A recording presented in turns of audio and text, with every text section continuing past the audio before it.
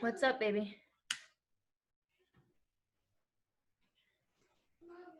What, baby?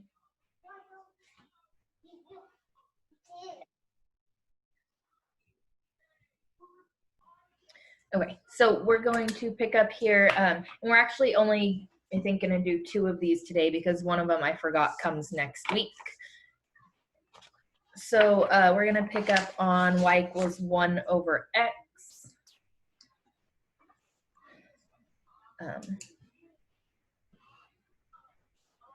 So this family name is called a hyperbola. Sometimes it's also called an inverse function.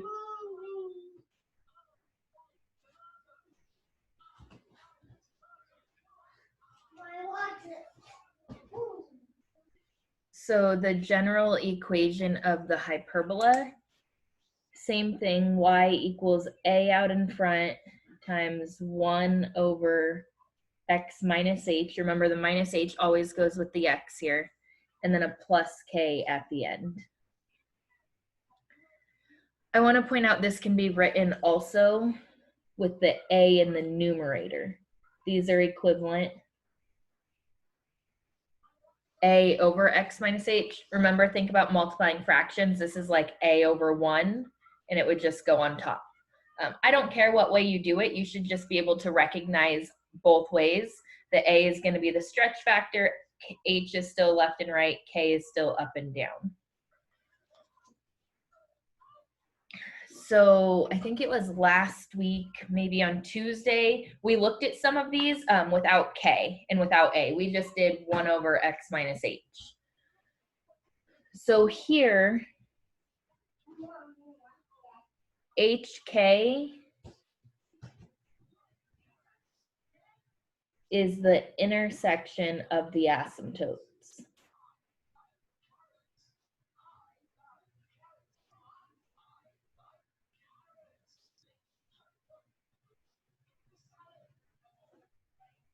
So it's not actually a point on a graph, it's just going to be the intersection.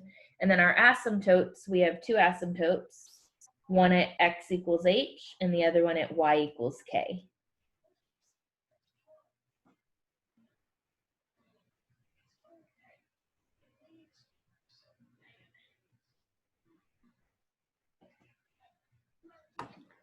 So for this equation, we're going to come back to the end behavior and domain and range. For y equals 1 over x, h and k are both 0, 0. So those are both our asymptotes here.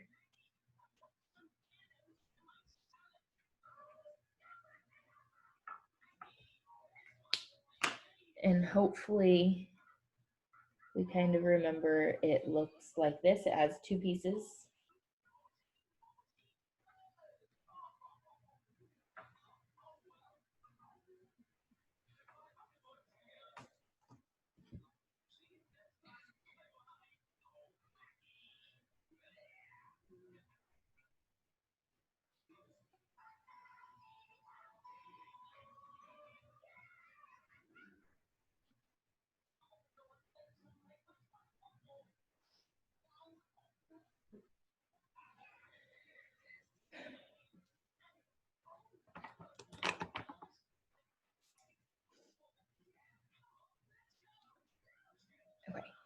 We're also going to add to this graph y equals -2 times 1 over x minus 3 with a plus 4 after.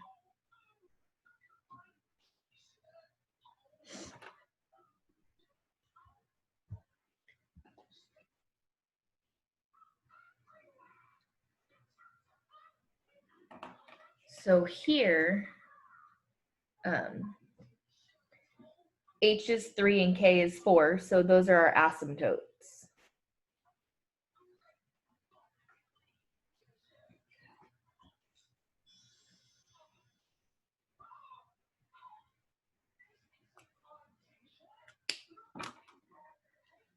This is the line y equals 4, and this is the line x equals 3. Those are going to be, again, your asymptotes because they are h and k.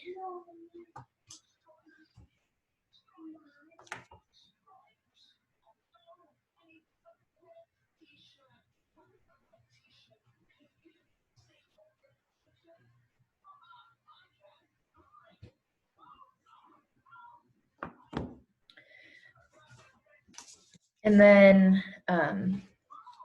because our A is negative, it's going to flip it. So it's, instead of being the bottom left and top right, it's going to be the top left and bottom right here.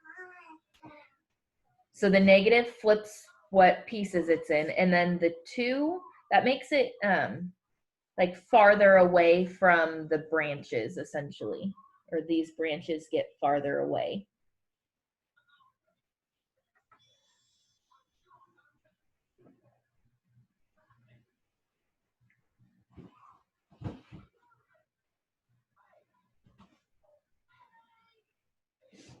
So again, the asymptotes are still there, but because the negative switches the regions it's in, and then the 2, because it's greater than 1, makes this kind of distance farther away here. But it's just a sketch, so don't worry about that too much. There's no exact way to figure out where that is without using Desmos or your graphing calculator.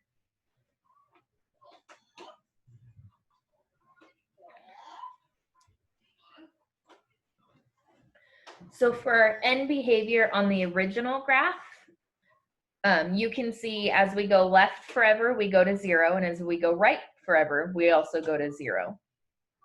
And then on this transformed graph, you can see as we go left, we go to 4, and as we go right, we go to 4.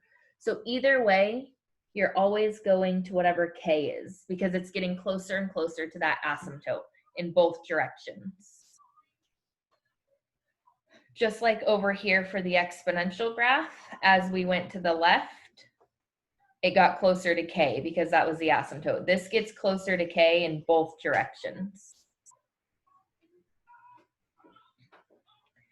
And then our domain, we went over this last week, is x doesn't equal h, because like for this example, if I plug in 3, I divide by 0. I can't divide by 0. And then our range is y doesn't equal k. Because again, that asymptote is just going to get closer and closer to it and never quite reach it.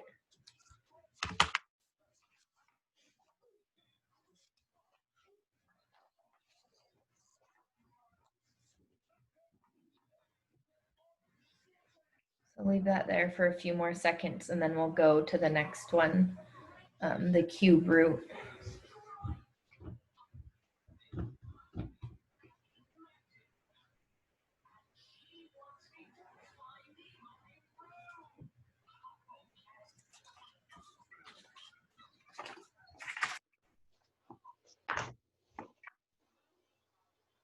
All right, and then so our last one here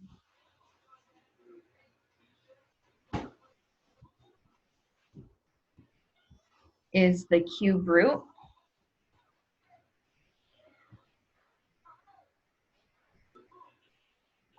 So y equals the cube root of x. So the general equation is y equals a times the cube root of x minus h inside the root with a plus k at the end. The locator point is still hk, but here it's again the inflection point.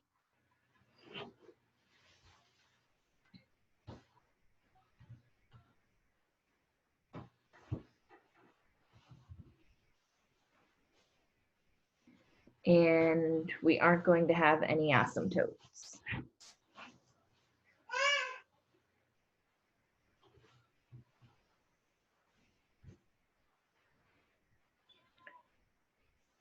So looking back real quick, remember this is what the cubic looked like when it was y equals x cubed.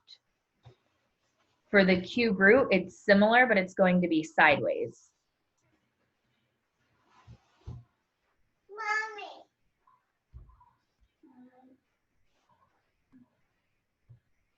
What, baby?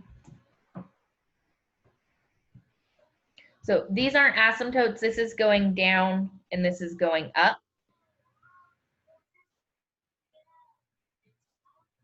So as x goes to negative infinity, as we go left, it's going down. And as we go right, it's going up. this again is if A is positive. Because we know when A is negative, it flips it over. What, baby?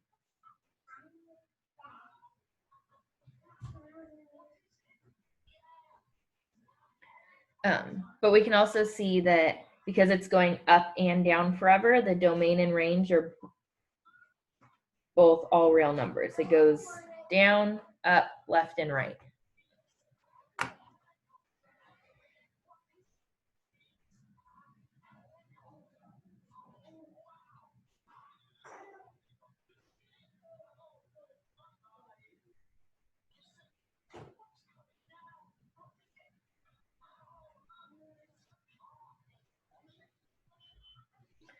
So then we'll graph the same kind of A, H, and K.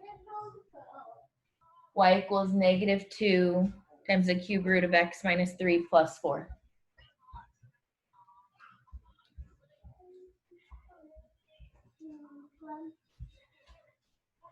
So 3, 4, our HK, that's our inflection point. So 3, 4, somewhere around here. A is negative, so it flips it over. And then the 2 kind of stretches it out. So typically when A is 2, we think of it kind of as being skinnier or more narrow. Because this is sideways, it has the opposite effect. It's kind of wider looking.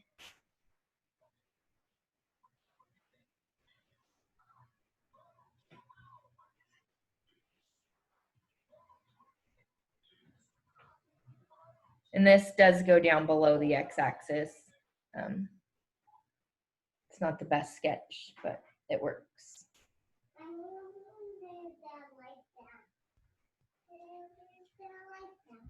Okay.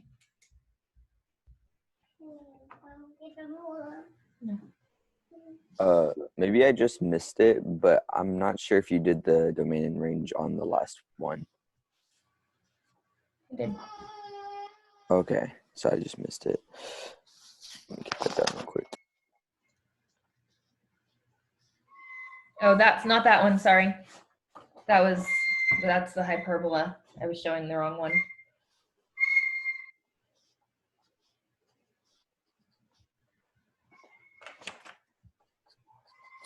Okay.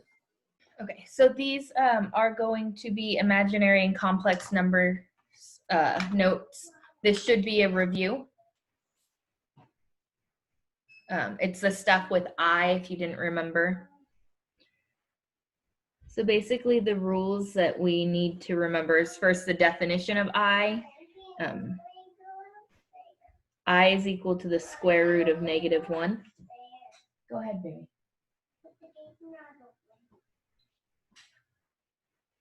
And then I squared is equal to -1. So if you square both sides of this, you get I squared and then the square root cancels out. So those are kind of the rules that are important here.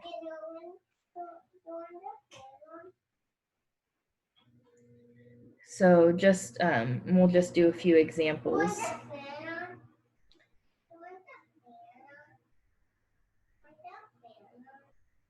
So the square root of -25. Sure.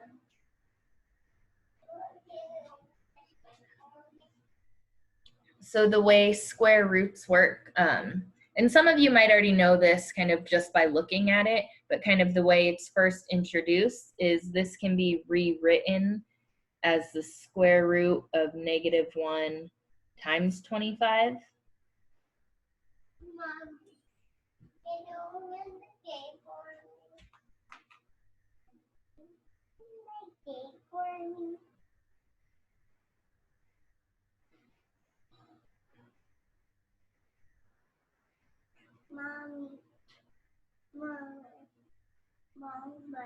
Hold on, please. And so here we know the square root of 25 is 5.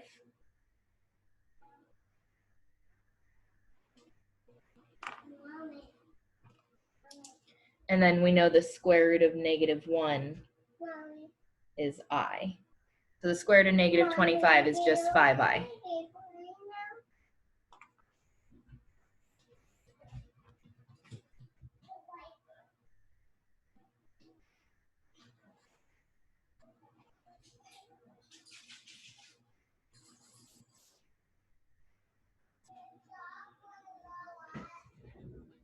Again, you don't have to show this step. It just kind of breaks down where it comes from. If you see a negative in there, you know you're going to have an I in your answer.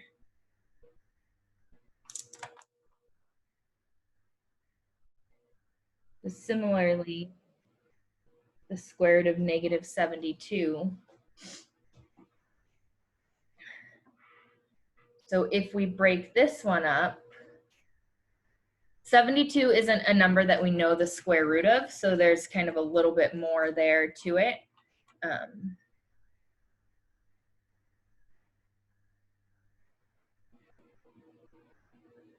So again, it's -1. And then 36 times 2. Sure, I could have picked 8 and 9, but you want to pick the largest number that you know the square root of. And that goes back to simplifying square roots that you did in math too.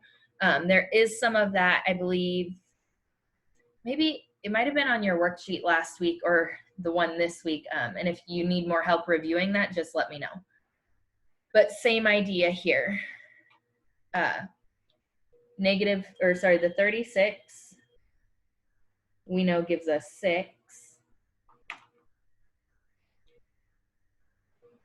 The -1 we know gives us I. And then we don't know the square root of 2. Well, it's a decimal. So that just stays square root of 2. So this one, 6I root 2 is what the square root of -72 simplifies to.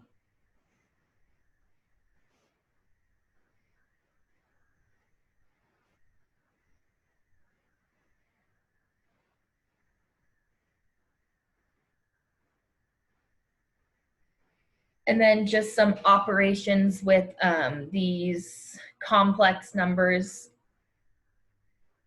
So 3 plus 4I in parentheses minus 5 plus 6I in parentheses.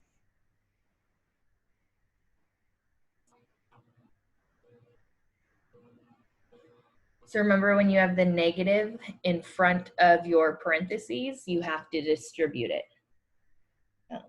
I see a lot of mistakes with that, with people only putting it to the 5. So this becomes 3 plus 4I minus 5 minus 6I.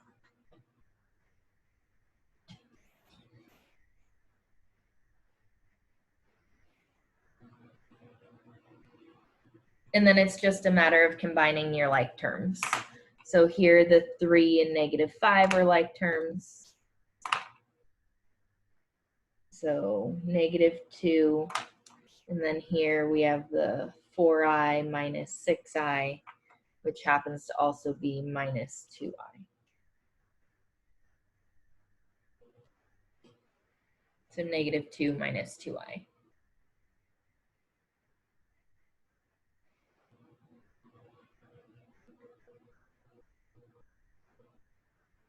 And then one more example, 3 plus 4I in parentheses times 5 plus 6I. So using those same numbers, we're going to multiply them now. So since these are both binomials, they both have 2 terms in them, you're going to want to use a box, or if you use the FOIL method, that's fine too.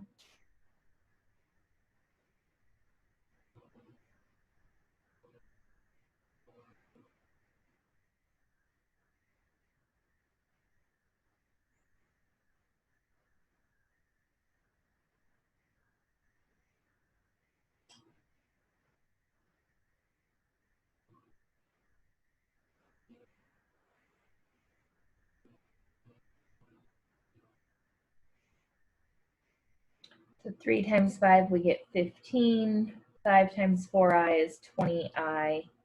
3 times 6I is 18I. And then 4I times 6I is 24I squared. I times I is I squared.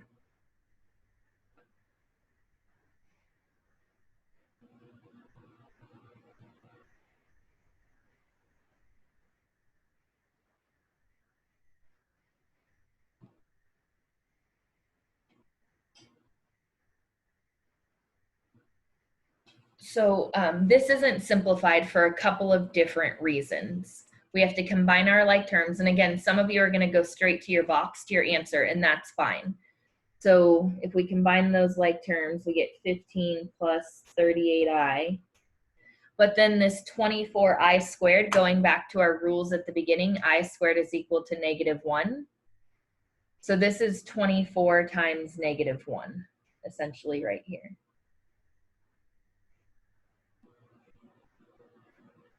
And some of you will see it in the box and say, well, this is just equal to -24. So 15 plus 38i minus 24. So now 15 minus 24, we get -9 plus 38i. You can't leave an I squared in your answer. You always have to simplify it. So complex numbers, I probably should have written that.